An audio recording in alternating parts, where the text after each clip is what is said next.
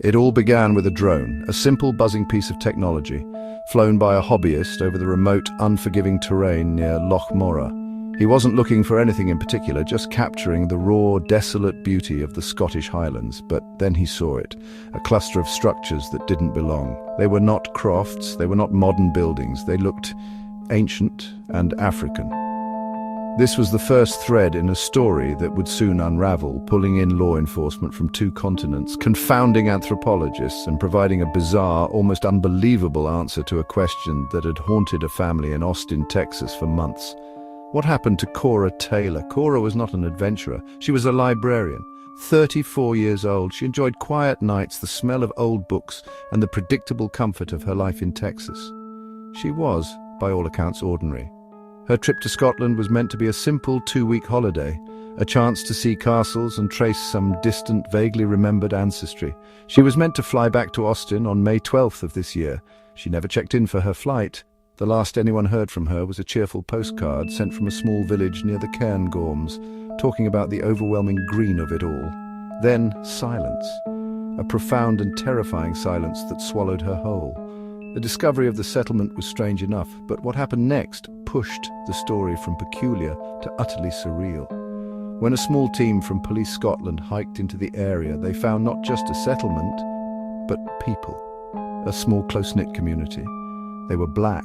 Their clothing was woven from local wools, but styled in a way that was distinctly non-European, and living among them, dressed in the same manner, her hair braided in an intricate local style, was a pale, freckled woman. Cora Taylor's disappearance was at first a quiet affair. Missing person poster taped to a rain-slicked lamppost in a Scottish village. When she missed her flight, her parents felt a flicker of unease. Mark Taylor, Susan Taylor. Cora was reliable, meticulous even. They called the airline, they called her hotel. There was no record of her checking out. Her rental car was eventually found, parked neatly at a trailhead near Glencoe, a popular spot for walkers. Inside her wallet, inside her passport, tucked in the glove compartment. It was as if she had simply stepped out for a short walk and been erased by the landscape. The Scottish mist had swallowed her whole. The search began in earnest. Scottish mountain rescue teams combing ridges, police officers searching paths, volunteers scouring slopes. They used search dogs, they used helicopters. They found nothing, not a footprint, not a scrap of clothing, not a single clue. Her parents flew to Scotland, their faces etched with dread. They made tearful appeals on television, their Texas accents contrasted with Scottish news anchors. She's just a girl who loves books. She's not prepared for this. Please, if anyone has seen anything, just call. Just let us know she's safe. Back in Austin, friends and colleagues were bewildered. They held vigils, they shared her picture across social media with the hashtag #FinCara. The story gained some traction online, a classic vanished tourist narrative. One of two ways: a tragic accident, a grim discovery. No one could have predicted the third option: her family, the police, the most imaginative true crime podcaster. The sheer improbability was beyond comprehension. She had simply walked off the map. Weeks turned into months. Hope began to fade. The official search was scaled back. Media attention dwindled.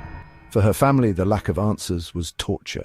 Constable Ewan McGregor, no, not that one, he'd heard the joke 1,000 times, was one of the first officers on the scene. The hike was brutal, a pathless slog through bog and heather. The drone footage had been compelling, but he was still expecting to find a film set or perhaps an elaborate commune of New Age enthusiasts. What he found instead felt like stepping through a tear in reality. Tucked into a hidden fold of the glen, shielded from view by a ridge of granite, was a small village of around a dozen circular stone and wattle huts. A thin plume of smoke rose from a central fire. It was utterly silent, save for the wind and the bleating of a few hardy sheep.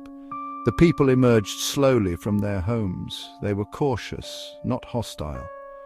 An elderly man, his face a roadmap of wrinkles, stepped forward, holding a hand up in a gesture of peace. Speaking an unknown language? Not Gaelic, not anything the officers recognized.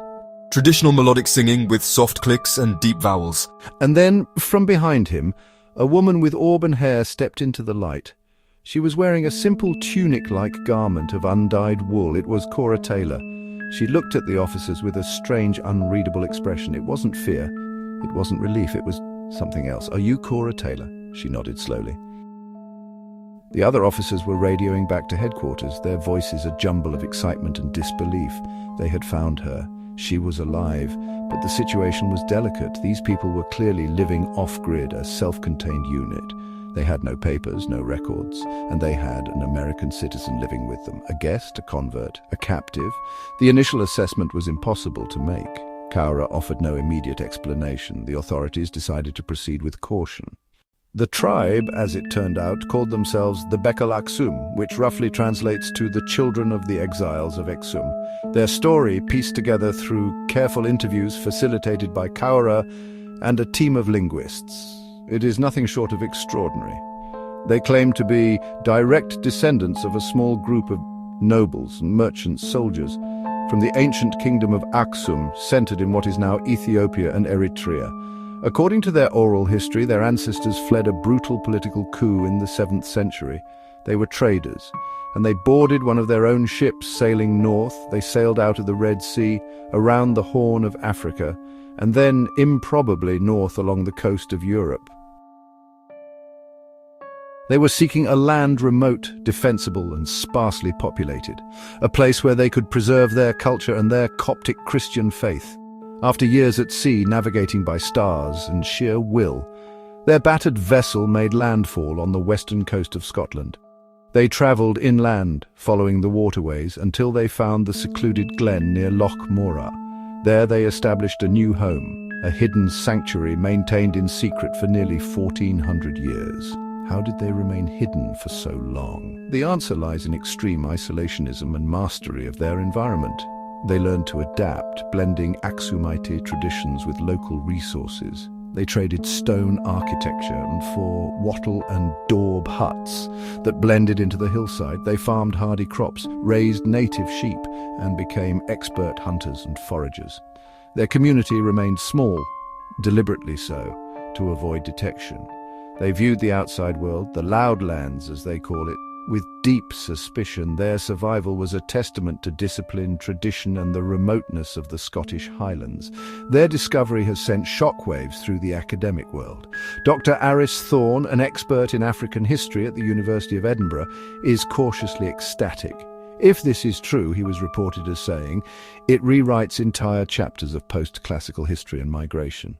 The idea of an Aksumite diaspora reaching Scotland is staggering. The Bekal Aksum are not a lost tribe. They are a piece of history. Cora's own story is one of serendipity and desperation. She had become lost during a hike. A sudden fog had descended, disorienting her completely. She wandered for 2 days, cold, hungry, and terrified, before collapsing from exhaustion. It was a pair of shepherds from the Bekal Aksum who found her. They carried her back to their village. They nursed her back to health, and they offered her shelter. In her weeks with the tribe, she learned their language, their customs, and a way of life that was simple, profound, and deeply connected to the land. They saved my life. It's quiet here. I found a quiet I never knew existed. The reaction from the outside world has been a mixture of joy, disbelief, and concern. Her family in Texas is overjoyed that she is safe, but deeply confused by her reluctance to return home immediately. We just want our daughter back. But we also want her to be happy. We don't understand what's happening, but we'll support her. The primary concern is protecting the Bekal Aksum from the sudden, overwhelming glare of the modern world. No immunity to common viruses, no concept of modern law or finance. The Scottish government is working with anthropologists to establish a protected zone around their settlement. Many questions remain, and what will Cora Taylor choose to do? Will she return to her life of quiet libraries, or Texas suburbs, or has she found a new home, a new purpose in a hidden glen with the last children of a lost kingdom? Her decision will be the final, most personal chapter in this extraordinary story. For now, she remains in the glen, a woman standing at the crossroads of two worlds, a living bridge between the ancient and the modern,